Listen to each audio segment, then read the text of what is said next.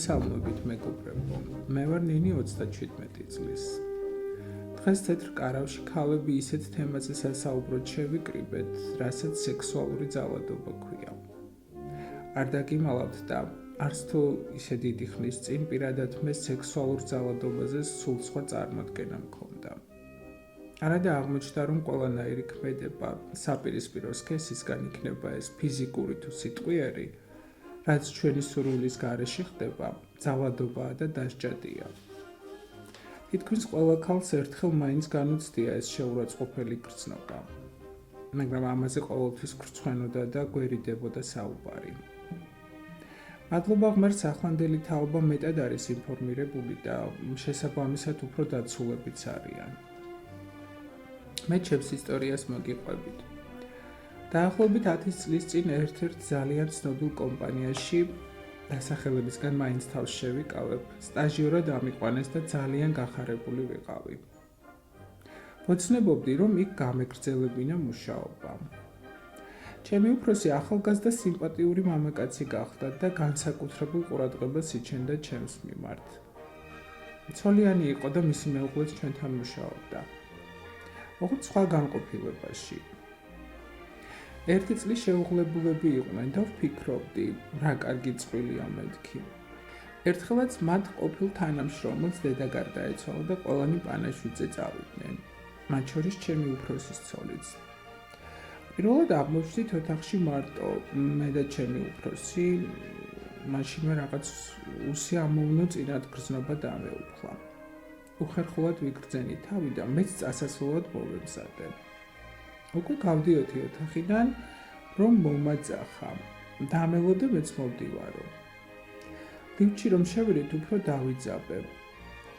უცებ ხელები მომხვია და ბღლაძუნი დამიწყო. ისე დავიბენი, აღარ ვიცოდი როგორ მომეშორებინა.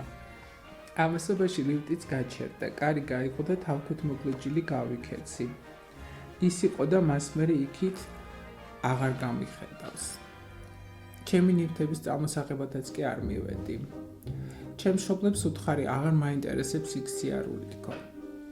პირველად უყვები ამ ამბავს. არადა წესით უნდა მემხილებინა და მე კი არა ის ვაჟბატონი უნდა წაბრძანებულიყო. თანაც ისე რომ ცოლსაც გაეგო, როგორი ნაძირავას გვერდით ცხოვრობდა. ეს ხომ ჩვეულებრივი უსამართლობაა, რომელიც დამცირებულს და დათრგუნულს გტოვებს და მთელი ცხოვრება შეიძლება რომ დაუცველობის კომპლექსი ჩამოგიყალიბდეს. მოგესალმებით. მე ვარ მაკა 29 წლის. მეც პირველად ყვები ამ ამბავს და ზოგმა შეიძლება კიდეც გაიფიქროს, აქ რა იყო მოსაყოლიო. მაგრამ არა, სწორედაც რომ უნდა ხმამაღლა ვილაპარაკოთ ყველა იმ ანომალიაზე, რაც ჩვენს გარშემო ხდება, რომ ამით წინ აღვდგათ მსგავს ფაქტებს. წლების მანძილზე, მაშინ როცა უკვე გათხოვილი ვიყავი და ქმარი მყავდა, ერთი ჩემი თანამშრომელი მუდმივად, ჩუმად, ისე რომ სხვებს არ გაეგონათ, იხელთებდა ხოლმე დროს და საშინელებებს მეუბნებოდა ჩუმად ყურში, ჩურჩულით. უпроსწორად თავის უხამ სექსუალურ ფანტაზიებს მიზიარებდა. ვისთვის უნდა მეთქვა, ჩემს ქმარს რომ გაეგო, ნამდვილად მოკლავდა და ამის გამო ციხებში ხომ არ გავუშვებდი. სულ ვცდილობდი, რომ მასთან ახლოს არ აღმოვჩენილიყავი, მაგრამ მაინც ახერხებდა. ერთხელაც მორიგი სიბინძურე ჩამჩურჩულა, მე ვეღარ მოვითმინე და ისეთი ძალით გავაწანი სილა, რომ მართლა დავინახე თვალებიდან როგორ წამოსცვივდა ნაპერწკლები. ის დღე იყო და ის, მე ახლოს აღარ გამკარებია. მაგრამ მოგვიანებით შევნიშნე, რომ ჩვენს ახალ თანამშრომელს გადაეკიდა, რადგან ხედავდი ახლოს ჩაუვლიდა თუ არა ეს გოგო ჭარხალივით როგორ წითლდებოდა. არ ვიცი ასეთ მანიაკებს როგორ უნდა მოვექცეთ, მაგრამ ფაქტია, როცა ეცოდინებათ, რომ შეიძლება დაისაჯონ, ფრთხილად იქნებიან. მეც მოვყვები, ოღონდ ეს არ არის ჩემი ამბავი. მაშინ სულ პატარა ვიყავი და წესიერად არც კი მესმოდა რა ხდებოდა. ჩვენს იტალიურ ეზოში ცხოვრობდა ახალგაზრდა ცოლ-ქმარი და ყველა მეზობელმა იცოდა, ლოთი ქმარი ყოველღამე ფიზიკურად და სექსუალურად როგორ ძალადობდა ცოლზე. მაგრამ თვითონ ქალი ხმას არ იღებს და რა ჩვენი საქმეაო, მეზობლებიც არ ერეოდნენ. ერთ ღამესას დიდი ლეწვა მტვევის ხმა გავიგონეთ. მერე ისევ ჩაწყნარდა ყველაფერი და მეზობლებმაც მშვიდი ძილი გააგრძელეს. დილასაც რომ არავინ გამოიხედა ფანჯრიდან, მეზობლებმა შუადღემდე იცადეს. მერე კარზე დიდხანს აკაკუნეს. ბოლოს კი კარი შეამტვრიეს და შევიდნენ. ოთახში საწოლზე უგონოდ ეგდო თავგახეთქილი შიშველი კაცი და სისხლში ცურავდა.